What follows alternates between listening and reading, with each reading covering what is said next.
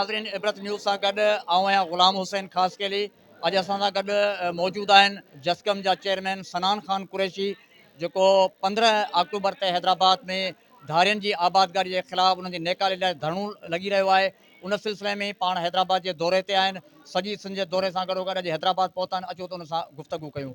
सनान ख़ान साहब, इहो ॿुधायो त 15 अक्टूबर ते जेको धरणो लॻे पियो हैदराबाद में, उन जूं तयारियूं कीअं आहिनि? इहो धरणो जेको आहे सो जेका सिंध में तव्हां मूवमेंट कई आहे, केतिरे मूवमेंट मिली आहे? असां सभिनी उन्हनि जेके सिंध सां प्यार कनि था, सिंध खे पंहिंजो सम्झनि था, उन्हनि सभिनी दोस्तनि खे दावत ॾिनी आहे। सभिनीनि वटि विया आहियूं। 15 तारीख़ ते हैदराबाद में पूरी सिंधी क़ौम खे दावत आहे, जेको सिंध खे पंहिंजी माउ सम्झे थो। हीअ जेका दारी आबादकारी आहे, असां सिंधी माण्हुनि खे अक़लियत में तब्दील करण जी साज़िश थी रही आहे।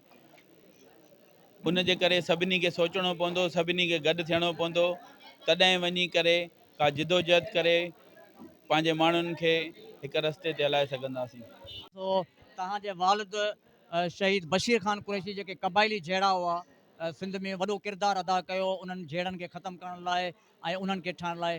त तव्हां बि माशाल्लाह उन जा फर्ज़ंद आहियो, जस्कम जा चेयरमैन आहियो। त क़बाइली जेको सिस्टम आहे ऐं उन्हनि जहिड़नि खे रोकण लाइ तव्हां बि जेको आहे उहो किरदारु अदा कयो।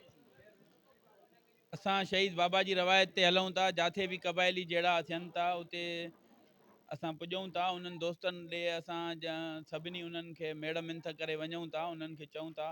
ऐं जिथे बि अहिड़ा मसइला थींदा रहंदा असां उते वेंदासीं। उन्हनि खे चवंदासीं पाण में खीर खंड थी हलनि, पाण में हिकु थी हलनि, त जीअं हिकु ताक़त हुजे। जी नाज़रीन, असां गुफ़्तगू कई जस्कम जे चेयरमैन सनान ख़ान कुरैशी सां। 15 अक्टूबर ते हैदराबाद में धारियुनि जे नेकालीअ लाइ जेको आहे तारीख़ी हिते मार्च कयो वेंदो, रैली कढी वेंदी।